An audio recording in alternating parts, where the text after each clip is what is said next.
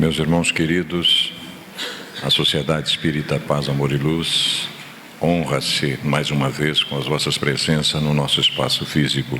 É uma alegria muito grande poder revê-los em paz e harmonia. Nós vamos passar juntos em torno de 1 hora e asseguramos de que será necessário ampliarmos nossos níveis conscienciais, que como o nosso tempo na atual existência está passando muito célere, nós deveremos absorver tudo que acrescente, que nos propicie fazer escolhas mais favoráveis, para que ao retornarmos para casa brevemente, e temos consciência de que aqueles que estão numa casa espírita já sabem que nós estamos aqui numa passagem muito breve, né?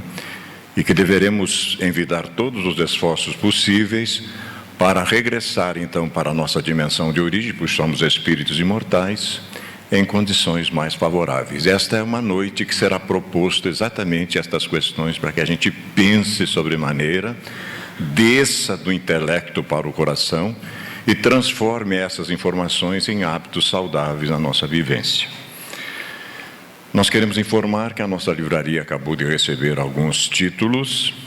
O último trabalho do nosso querido doutor Haroldo Dutra Dias, que tem como preferência, a gente já notou, o livro Boa Nova, do benfeitor Humberto de Campos. Se propôs o nosso benfeitor, doutor Haroldo Dutra Dias, a fazer cada capítulo do livro um DVD. E ele está cumprindo isso, né? Esse aqui já deve ser o 8º, o 9º, e esse DVD trata do capítulo A Luta contra o Mal, né? Então, são capítulos do livro Boa Nova que ele vai transformando em DVD. Está disponível na nossa livraria. Também o doutor Alírio de Cerqueira Filho, trabalhando a série Espiritizar, publica a sua última obra, Consciência Espírita, vivendo e trabalhando no bem como espírito imortal, né? Também disponível, muito importante para todos nós. E o último, Momento Espírita, tratando de animação. Os Portões de Chegada, Um Homem Chamado Jesus e Seu Primeiro Natal. 3 trabalhos aqui no DVD, também disponível na nossa livraria. Em seguida, nós temos uma leitura introdutória que guarda a relação com a proposta do nosso facilitador, que é o nosso querido Jorge Bombonato. Ajustando a sua agenda, conseguimos trazê-lo para que ele nos proponha mais uma vez lucidez e bom senso, enfocando a temática da reencarnação como justiça divina, né? Sem sombra de dúvida. Depois o Jorge vai trabalhar isso conosco e vai ficar mais claro. 1962 foi um ano bom. O benfeitor Emmanuel publica, homenageando a obra O Céu e o Inferno, que fez agora, dia 1º de agosto, passados 150 anos. Justiça Divina, uma lição do livro que guarda relação com a proposição do nosso Jorge nesta noite. Aprender e refazer. Todos os espíritos desencarnados que se atrasam em pesadelos da revolta, acordam um dia. Surge-lhes o arrependimento, no âmago do ser, em lágrimas jubilosas, quais se fossem prisioneiros repentinamente libertos. Derruída a masmorra de trevas em que jaziam encadeados, respiram, enfim, a grande emancipação. Junto dos amigos que lhes estendem os braços, observam, porém, a sombra que ainda carregam, contrastando com a luz em que se banham, transfigurados, e que suspiram por merecer. Sentem-se aí, na condição de pássaros mutilados, a reconhecerem o valor da experiência física em que lhes cabe refazer as próprias asas, e volvem, ansiosos, à procura do antigo ninho de serviço e de amor que os alente e restaure. Quase sempre, contudo, ensejos passaram, paisagens queridas alteraram-se totalmente, facilidades sumiram e afetos abandonados evoluíram noutros rumos. Ainda assim é necessário lutar na conquista do recomeço. Personalidade do poder transitório que abusaram do povo, assistem às privações das classes humildes, verificando o martírio silencioso dos que se levantam cada dia para a contemplação da própria miséria. Avarentos que rolaram no ouro regressam às paredes amoedadas dos descendentes, acompanhando os mendigos que lhes recorrem a caridade, anotando quanto dói suplicar migalha a corações petrificados no orgulho. Escritores que se faziam especialista da calúnia ou do escândalo, tornam a presença dos seus próprios leitores, examinando os entorpecentes e corrosivos mentais que segregavam, impunes. Pais e mães displicentes ou desumanos voltam ao reduto doméstico dos rebentos desorientados, considerando as raízes da viciação e da crueldade, plantadas por eles mesmos. Malfeitores que caíram na delinquência socorrem as vítimas de criminosos vulgares, avaliando os processos de sofrimento com que supliciavam a carne e a alma dos semelhantes. Depois, mas isso não basta. Depois do aprendizado, é preciso retomar o campo de ação, renascer e ressarcir, progredir e aprimorar, solvendo o débito por débito perante a lei. Companheiro do mundo, se o conhecimento da reencarnação já te felicita, sabes que a existência na Terra é preciosa bolsa de trabalho e de estudo, com amplos recursos de pagamento. Assim, pois, seja qual for a provação que te assinala o caminho, sofre, amando e agradece a Deus. Reencarnação, justiça divina, a partir de agora, iluminação para todos nós, na voz querida do nosso Jorge Bombonato. Honrados, vamos ouvi-lo mais uma vez. Senhoras, senhores, meus caros jovens, meus irmãos de ideal espírita, é mais uma vez uma grande alegria retornar a esta casa, trazendo mais um tema para ser visto, analisado à luz da doutrina espírita. Queremos também fazer uma homenagem, o nosso abraço aos que nos visitam, principalmente os que vêm pela primeira vez a esta casa. Queremos dizer sempre que, seja qual for seu pensamento, sua doutrina, sua filosofia, sua crença, merece de nós todo o respeito. Sintam-se entre amigos. Trouxemos hoje para raciocinarmos juntos um tema que consideramos da maior importância: a reencarnação. Segundo Erasto, a segunda palavra no vocábulo divino. A primeira é amor, a segunda, reencarnação. Mas nós queremos dar uma abordagem diferente hoje sobre o tema reencarnação. Nós poderíamos, por exemplo, falar na história. E vamos ver que a reencarnação não é uma invenção espírita, que a reencarnação sempre existiu ao longo da história humana. Nós podemos, por exemplo, ir lá nos Vedas, um livro que tem aproximadamente 5.000 anos, e nós vamos encontrar lá preciosidades como esta.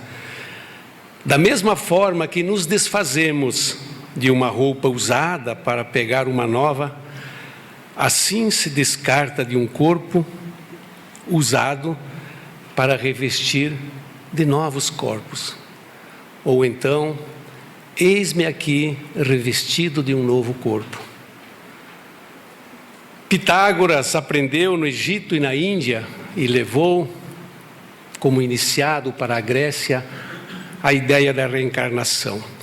Diga-se de passagem, um pouco diferente da ideia e do pensamento espírita, porque Pitágoras admitia a ideia da metempsicose, que significa que os homens poderiam reencarnar em corpos de animais. E a doutrina espírita nos diz, de uma forma muito racional, que as nossas conquistas, ao longo das nossas existências, são inalienáveis e intransferíveis, são propriedades do espírito. Então, se nós já adquirimos um determinado grau de consciência e de conhecimento, não faz sentido retornar, como aquele aluno que reprova na terceira série. Ele não volta para a segunda, ele vai repetir a terceira série, porque a segunda já foi uma conquista. Assim, nós também, como seres humanos, não perdemos as nossas conquistas. Então, a ideia da metempsicose foi alterada pelo simples fato que a razão nos diz que faz mais sentido. O termo também usado para a reencarnação seria paligenesia, que em grego significa pali, de novo, e gênese, nascimento, nascer de novo. Mas nós vamos encontrar em Platão também, ele dizendo que é certo que os vivos nascem dos mortos, que as almas dos mortos renascem ainda. A escola neoplatônica de Alexandria também ensinava a reencarnação. Plotino assegurava que as existências sucessivas nos falam da providência de Deus e de sua justiça. Entre os romanos, Virgílio falava abertamente sobre a reencarnação. Dos gauleses, César escreveu no livro Guerra de Gales, ele escreveu dizendo dos gauleses: uma crença que eles buscam sempre estabelecer é que as almas não perecem de forma alguma. E após a sua morte, elas passam de um corpo para outro. No Talmud podemos encontrar o ensinamento de que a alma de Abel passou para a alma de Sete e depois para a de Moisés. No Zohar diz que todas as almas são submetidas às provas da transmigração. A Cabala nos fala que são os renascimentos que permitem aos homens se purificar. Mas não é esse o enfoque que nós queremos dar hoje à nossa ideia de reencarnação. Nós poderíamos também falar sobre a reencarnação na Bíblia, onde encontraremos as mais diversas interpretações. Nós podemos encontrar a ideia de que os judeus acreditavam que Elias viria antes do Cristo. E os apóstolos perguntam ao Cristo se Elias já tinha vindo. E ele disse, sim, ele já veio, mas eles não o reconheceram e fizeram dele o que fizeram. E os apóstolos entenderam que ele falava de João Batista. Também Jesus pergunta, certa ocasião, aos seus discípulos: o que dizem eles sobre a minha pessoa? O que dizem eles? Quem sou eu? E os apóstolos diziam: uns dizem que és João Batista, outros dizem que és Elias, outros ainda falam em Jeremias. Vejam vocês que o mestre não dissuadia os seus discípulos, não parecia autorizá-los, ao invés de combater a ideia reencarnacionista.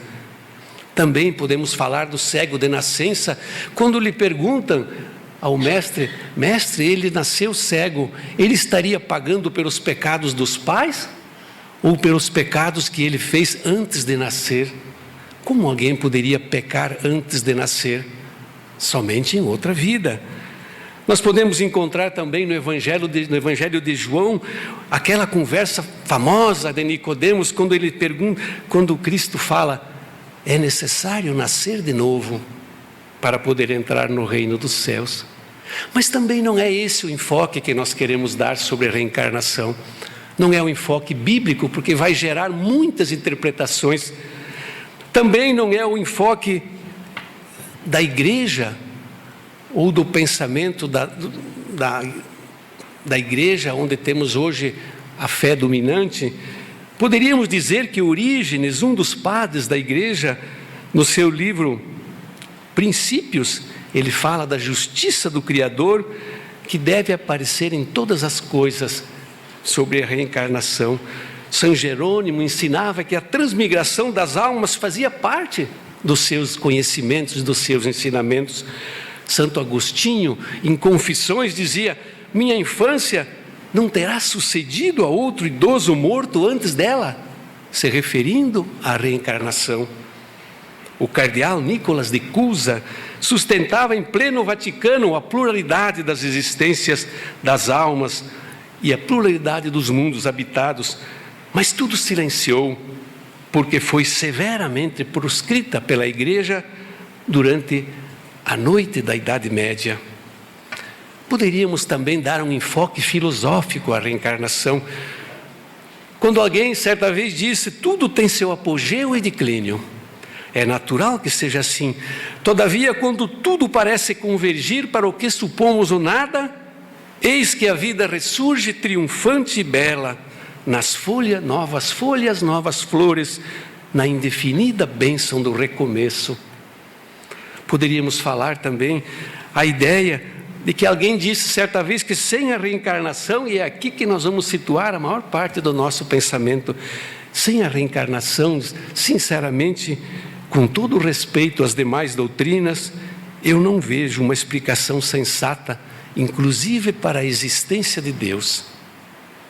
Na Europa, segundo Schopenhauer dizia, é aquela parte do mundo perseguida pela incrível ilusão de que o homem foi criado do nada e que a sua existência atual é a primeira passagem pela vida. E ele não era espírita. Ou então Goethe, que dizia que a alma do homem é como a água, do céu vem, para o céu sobe, para de novo descer à terra em mudança eterna. Mas não é também esse o enfoque que queremos dar. Nós poderíamos citar na história, na filosofia, nos escritos sagrados, centenas de citações com o tema reencarnação. Poderíamos citar autores como Balzac, poderíamos citar autores como Gautier, Victor Hugo e tantos outros.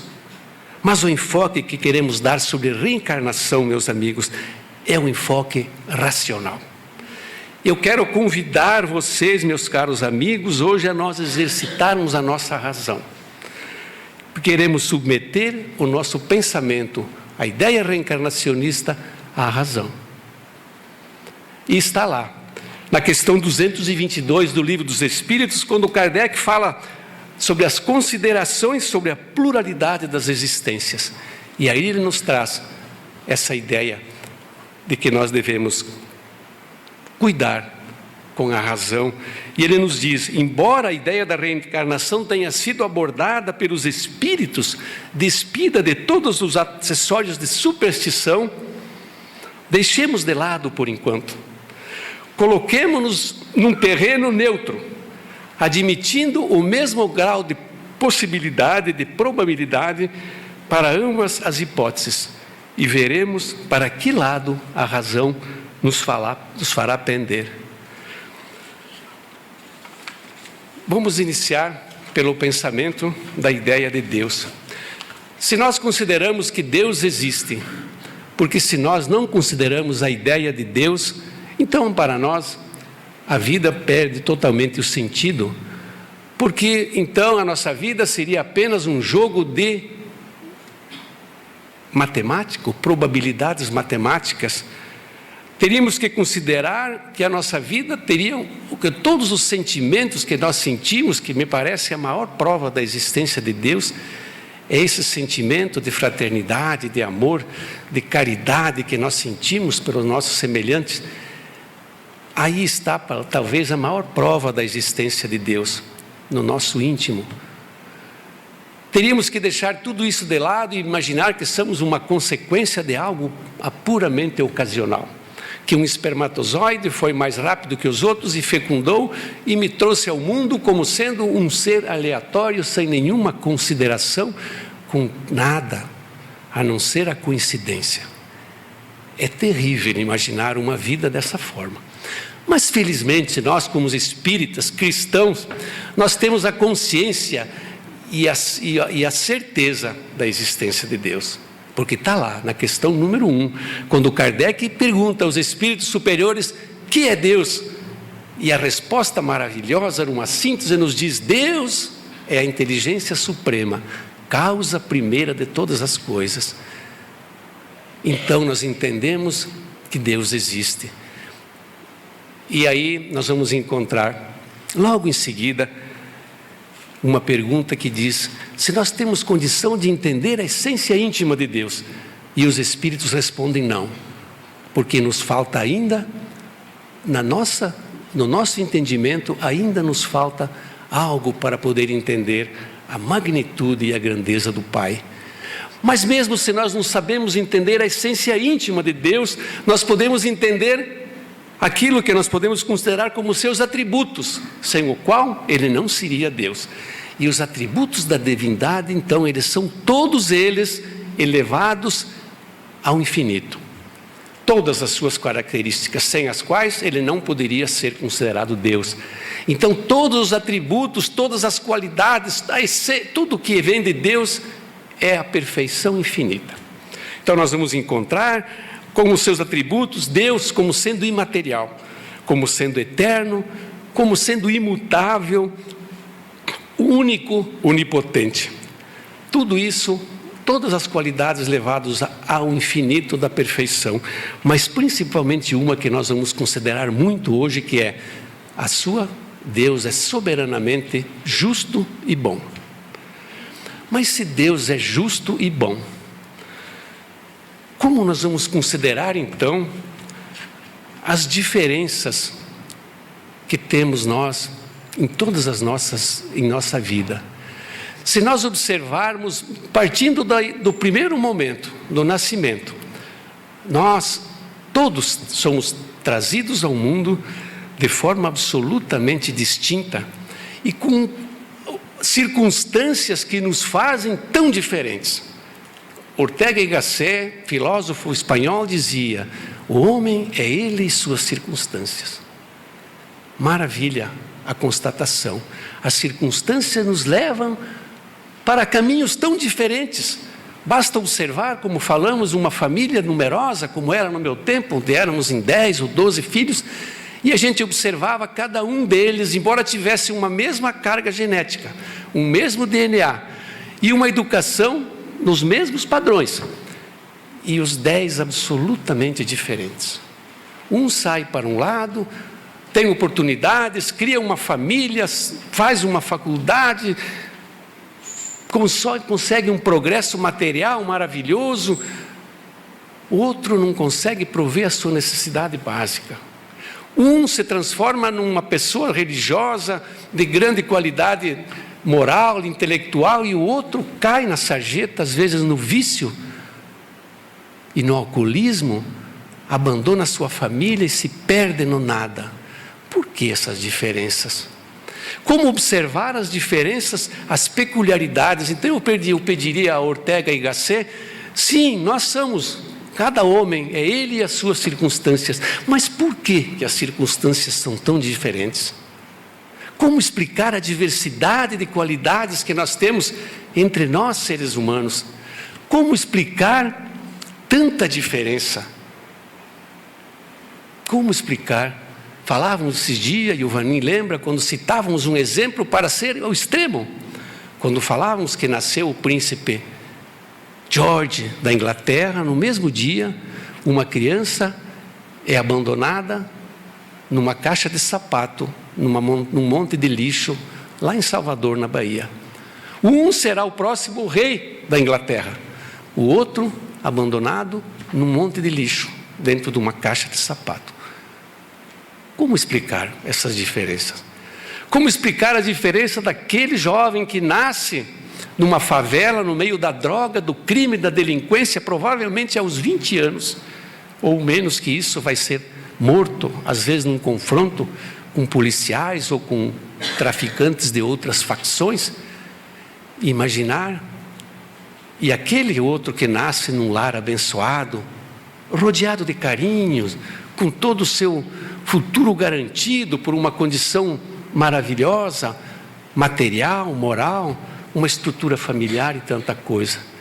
Nós vamos encontrando dificuldade para explicar isso, se nós considerarmos que a alma, que o espírito é colocado no corpo no momento da sua concepção ou no momento do seu nascimento, como queiram vocês. Mas se nós ainda temos toda essa dificuldade para entender essas diferenças no nascimento, vamos mais adiante. Ao longo de uma vida, que seja de 50, de 70 ou de 100 anos, nós vamos desenvolver então, baseados na ideia de uma única existência, nós vamos construir aí o nosso futuro para a eternidade. Então vejam vocês que a eternidade é bastante tempo.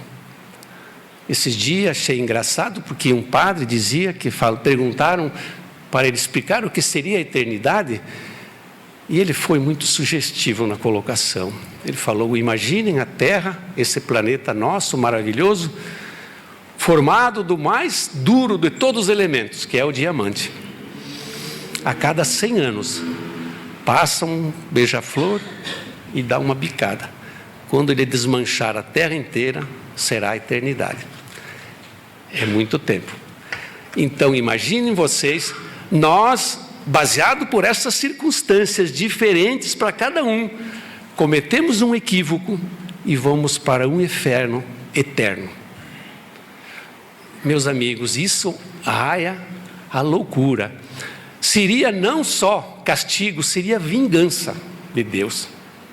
Não temos outra palavra para dizer.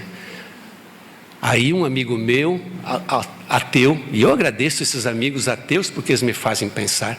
Ele me disse certa vez: como você explica a ideia de que Deus criou a gente falível, que erra e depois nos condena por nossos erros? É difícil, né? Como explicar? Então nós vamos indo para a ideia de céu e inferno. Primeiro, o céu é aquele lugar de contemplação onde nós vamos ficar numa atitude inerte, sem produzir absolutamente nada para toda a eternidade, apenas em contemplação e em gozo ter definitivamente ao longo da história. E esse dia eu encontrei uma senhora de uma outra crença que falava: como deve ser maravilhoso o céu, como deve ser lindo, como eu fico imaginando que coisa fantástica que deve ser o céu. E é o que nos espera, e nós vamos para lá. Na hora me ocorreu uma pergunta que eu não tive coragem de fazer para não quebrar esse encanto maravilhoso. Mas eu queria perguntar: e se nesse momento que você vai para esse lugar maravilhoso, o seu filho, a sua filha, ou alguém que você ama muito, vai para o outro lado? Como que fica essa sua felicidade? Como nós podemos entender a ideia do céu, a não ser como sendo o mais puro egoísmo?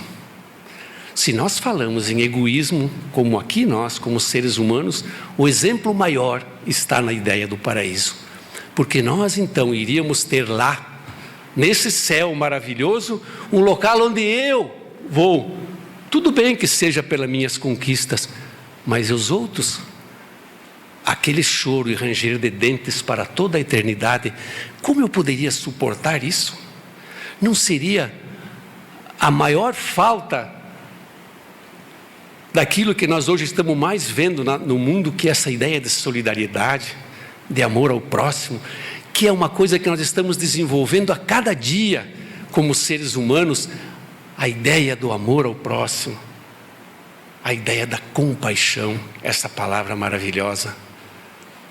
Então, esses bem-aventurados do paraíso teriam que esquecer todos esses outros pobres coitados que iriam para o suplício eterno. Então, essa ideia de paraíso também, de céu, com todo o respeito, não dá para entender.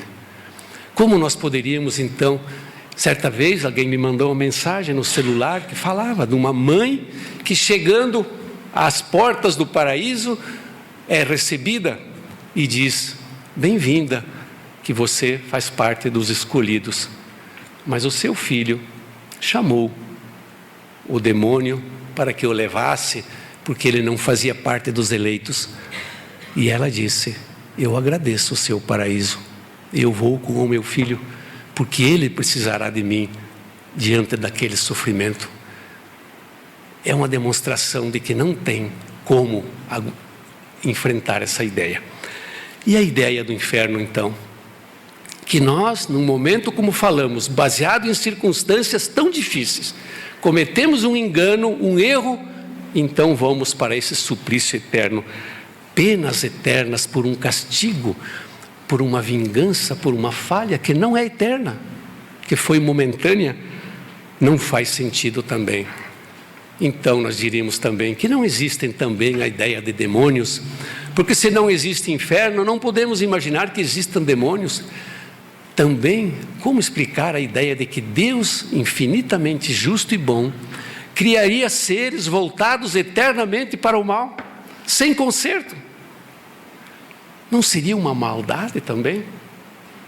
Essas pessoas, esses pobres coitados, a vida inteira, a eternidade inteira, produzindo o mal, vivendo no mal.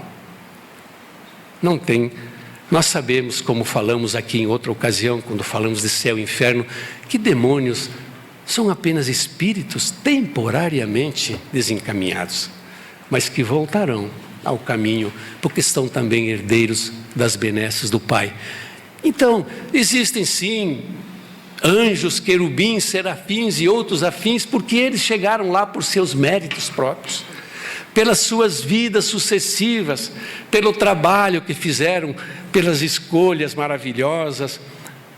Então sim conseguiram chegar ao paraíso e a essa perfeição quase que absoluta. Porque absoluta, a perfeição é só a de Deus. Como explicar em uma única existência a diversidade de aptidões? Como explicar as aptidões extranormais de muitas crianças? Por que uns têm as ideias inatas e instintivas, donde o instinto precoce para os vícios ou para virtudes? Onde o instinto precoce para a dignidade que vemos em alguns ou para a baixeza que sentimos em outros? Por que os homens, alguns são mais adiantados que os outros? Porque há selvagens e porque há homens civilizados? Oportunidades tão diferentes, circunstâncias tão diferentes. Como explicar a justiça de Deus?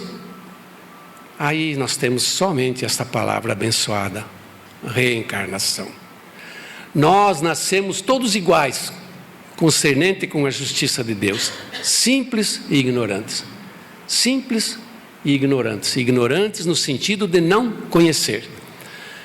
E vamos estabelecendo esta caminhada através das vidas sucessivas, onde nós vamos burilando o nosso espírito, onde nós vamos melhorando a nossa capacidade intelectual e moral, onde nós vamos resgatando as falhas que cometemos numa outra vida, onde nós, pela bondade de Deus, porque Deus é Pai, nós vamos tendo sempre mais uma oportunidade. Se nós que temos filhos sabemos que tudo fazemos, mesmo quando o seu erro é grave, tudo fazemos para que ele volte ao bom caminho, que ele se organize, que ele passe daquele momento ruim. Imagine Deus, nosso Pai, iria permitir, se Ele sabe do passado, do futuro e do presente, como Ele criaria nós, espíritos, sabendo que iríamos falir, condenados para todo sempre? São coisas que não fazem sentido. Se as almas são iguais quando nascem, ou elas são iguais ou elas são desiguais. Se elas são iguais, por que então a diversidade de aptidões? E se elas são desiguais, por que então umas são melhores que os outros? Como falamos antes, teria Deus preferências? Como explicar então? Considerando a ideia da pluralidade das existências, das vidas progressivas, nós vamos chegar a essa conclusão, como falamos, que todos nascemos iguais. Estabelecemos essa caminhada, usando da nossa liberdade, aquilo que nós chamamos de livre-arbítrio, porque nós somos livres para escolher, mesmo que as circunstâncias nos levem para caminhos diferentes, mas como disse certa vez César Lombroso, em última análise, você tem ainda a última palavra, a escolha é sua, você vai fazer o que você quiser, pelo bem ou pelo mal. Usando essa liberdade de escolha, nós vamos caminhando. A cada nova existência, nós passamos um tempo na pátria espiritual, onde nós fazemos um balanço, onde nós revemos, onde a cortina se abre, esse véu nos mostra a nossa realidade, e nós então estabelecemos e pedimos uma nova oportunidade. Então já brincamos sempre quando nossas crianças, às vezes revoltados, falam: eu não pedi para nascer. A doutrina espírita nos diz: não, você não pediu, você implorou para nascer. Porque é aqui, nesse nosso mundo, nessas dificuldades que nós encontramos no nosso dia a dia, nessa dificuldade de relacionarmos com o nosso semelhante, na necessidade de provermos o nosso alimento, o vestimento, o nosso futuro, tudo isso nos leva a essa relação de irmãos, irmãos da parte de Deus, pessoas que precisam conviver de forma harmônica, que é tão difícil, E nós vemos hoje em dia como é difícil. Só a reencarnação, meus amigos, pode explicar as desigualdades. E o que aguardaria uma criança que vive alguns poucos dias, que não teve tempo de fazer nem bem nem o mal? E aí vai, para onde? Para um tal de limbo que ninguém sabe para que serve. E o suicida, pensam vocês, a gente conhece pessoas, mães de suicidas. Qual é o sentimento, o desespero dessa mãe imaginar que o seu filho criou, sim, um problema sério com a lei natural, porque o suicídio é uma afronta a essa lei. Nós falamos que o suicídio pode ser um ato de egoísmo, que a pessoa só pensa nele, que tem todos os problemas, fraqueza, covardia, mas quem sabe as circunstâncias que levaram a pessoa a isso? Então poderia ser uma pessoa assim condenada para sempre? Não.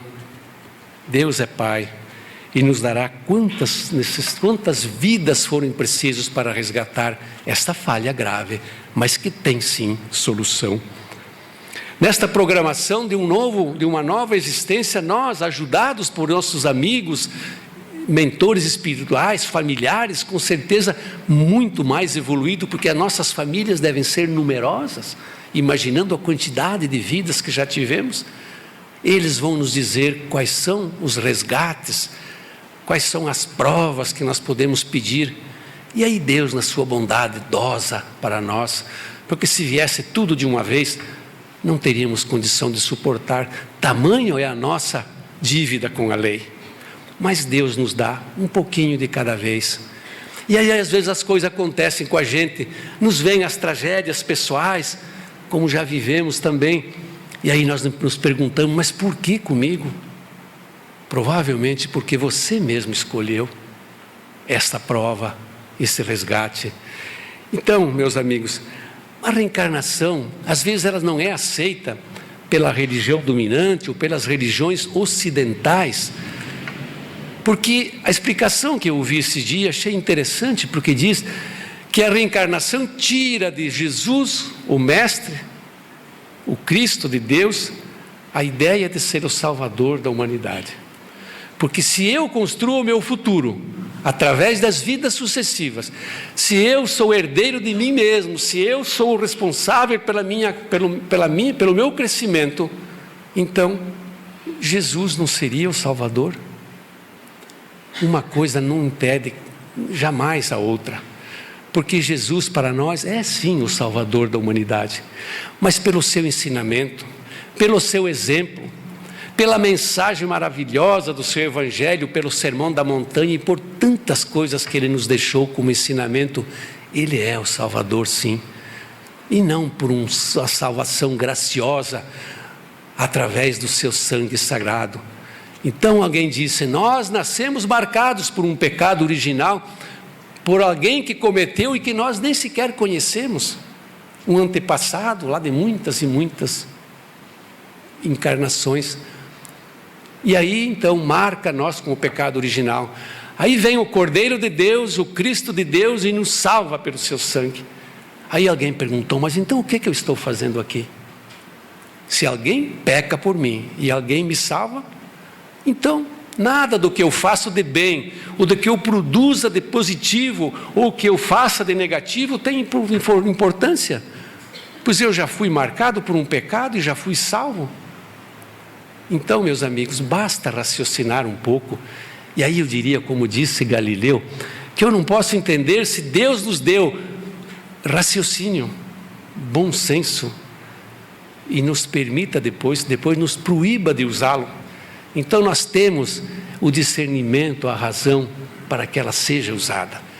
Então nós pedimos, como entender esse conceito de céu e inferno, esse conceito de uma vida única?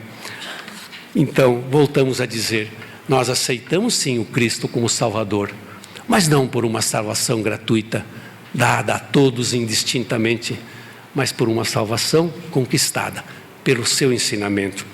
Na questão 116, Kardec pergunta aos espíritos superiores, como pode a alma, o espírito que não alcançou a perfeição durante a vida corpórea, como pode acabar de se depurar? E os espíritos respondem: sofrendo a prova de uma nova existência. Logo em seguida, na 167, Kardec pergunta: qual o fim objetivo, então, da reencarnação?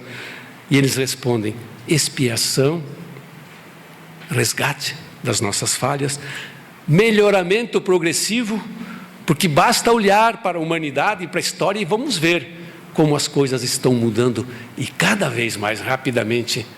Se nós nascêssemos todos de um mesmo início, não teria condição desse progresso estar se dando de forma tão fantástica. Começaríamos do zero, todo mundo, e nós sabemos que não é assim. Basta olhar para os nossos filhos hoje, quando mexem num computador ou num telefone celular. São crianças muito, muito mais evoluídas.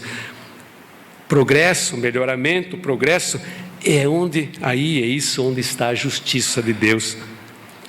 Damos como exemplo, às vezes como uma forma alegórica de falar, que essa nossa vivência progressiva é como aquela pedra que se desprende lá da montanha, de uma rocha, e rola a montanha abaixo, ao longo de milhares de anos.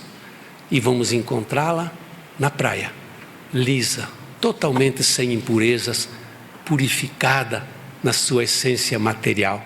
Assim a nossa alma, ao longo de toda essa caminhada, ao longo dos milênios, vamos tirando essas imperfeições, essas arestas, vamos melhorando, vamos construindo um ser dulcificado, como nós dizemos, aquele ser que traz dentro de si aquela caridade, como entendia Jesus, da benevolência, indulgência e perdão. Este ser vai nascer ao longo destas muitas e muitas oportunidades que Deus nos dá. Considerando então, meus amigos, a desigualdade de oportunidades, nós podemos imaginar que hoje temos como certeza que existem mais de 7 bilhões de pessoas vivendo neste momento no planeta Terra. São 7 bilhões de histórias diferentes, que se desenrolam sob circunstâncias completamente diferentes, distintas.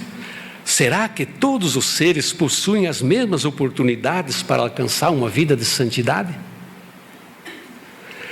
Muitas dessas pessoas jamais ouviram falar em Jesus, e outras tantas quantas nem sequer acreditam em Deus.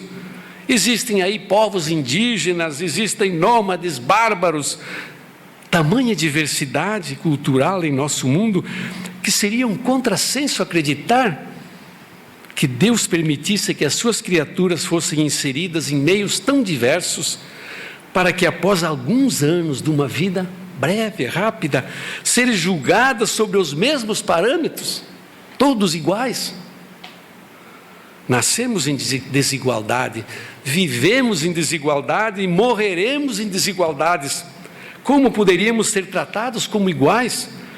Se vivêssemos somente uma vida vindo depois de um julgamento e a respectiva sentença definitiva e inapelável, o que aconteceria com a grande maioria de nós, seres humanos que vivemos na Terra?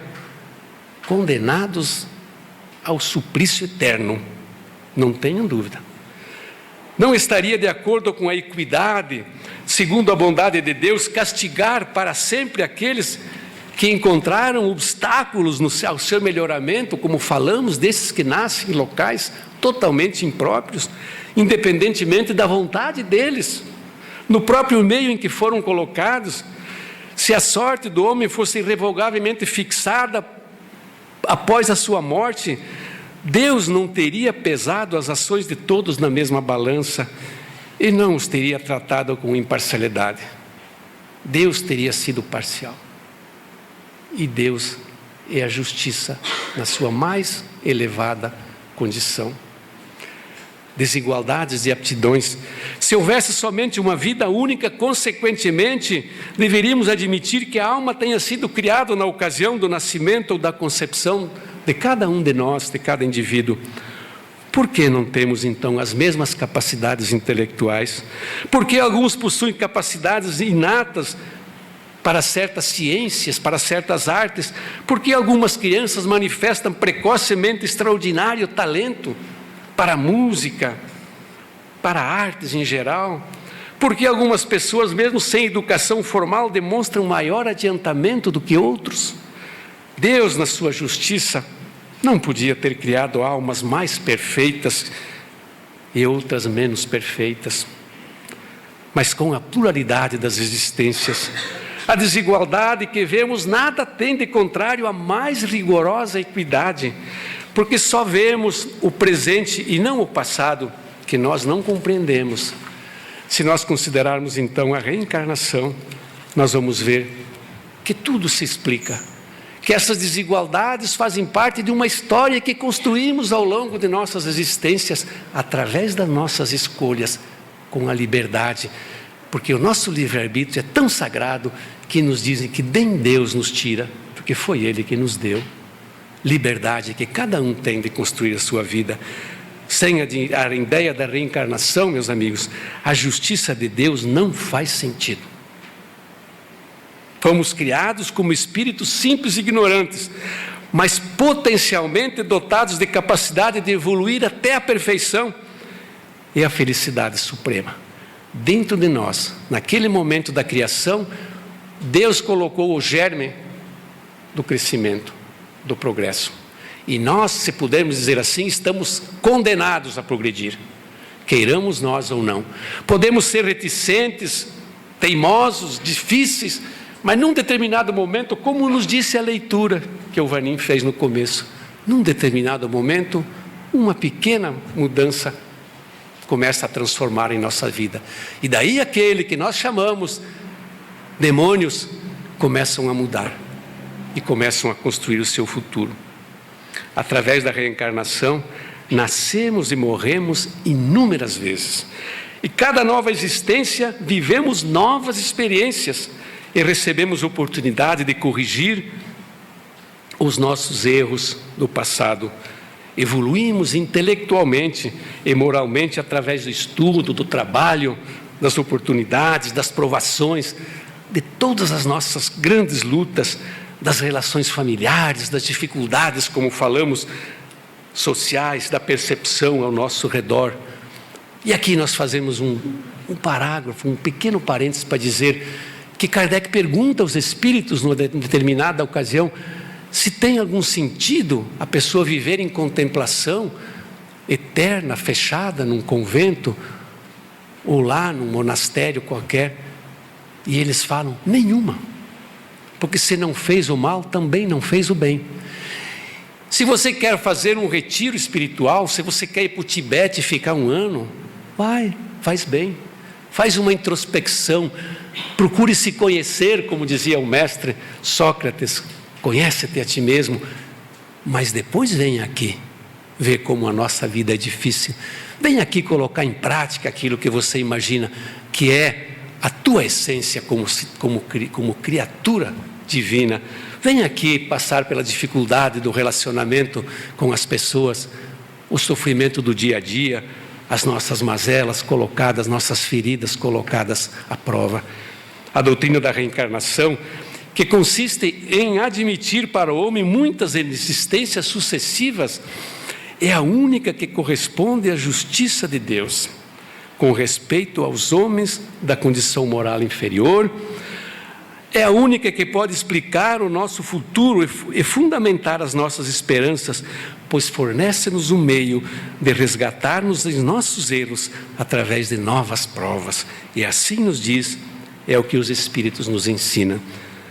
Então, meus amigos, a doutrina espírita, ela em primeiro é uma doutrina libertadora, porque nos diz que nós somos os responsáveis e não dependemos de ninguém, de intermediários. Quando precisamos tratar dos nossos assuntos com Deus, a nossa ligação é direta com o Pai.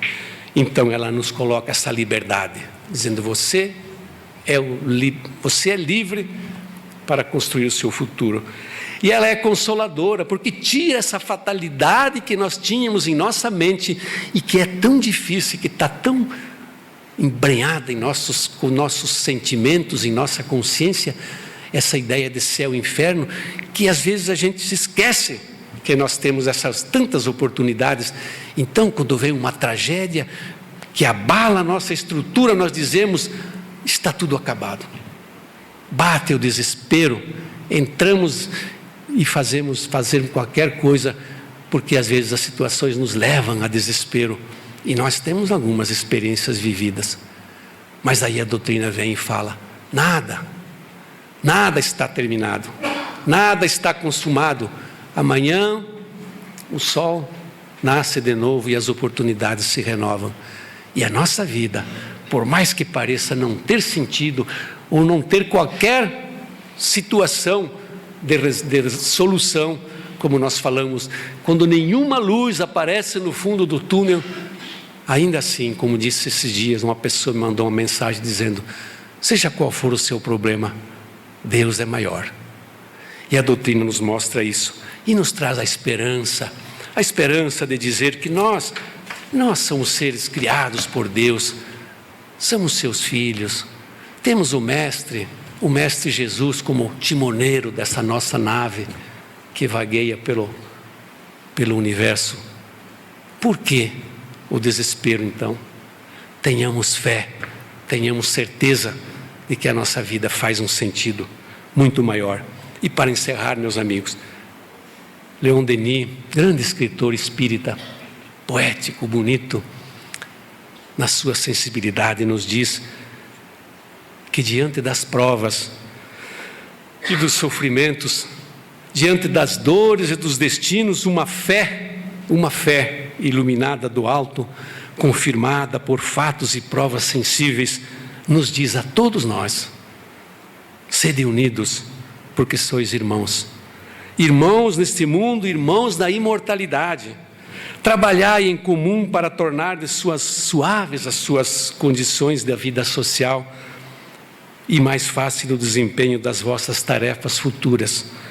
Trabalhai para aumentar os tesouros do saber e da sabedoria, de poder, que são a herança da humanidade. A felicidade, diz ele, não está na luta, na vingança, está na união dos corações e das vontades. Espero sinceramente que esses argumentos possam levá-los a imaginar se uma vida só, de apenas alguns anos, pode transformar e marcar a nossa eternidade, ou se a justiça de Deus faz sentido com a reencarnação. Muito obrigado pela atenção de todos.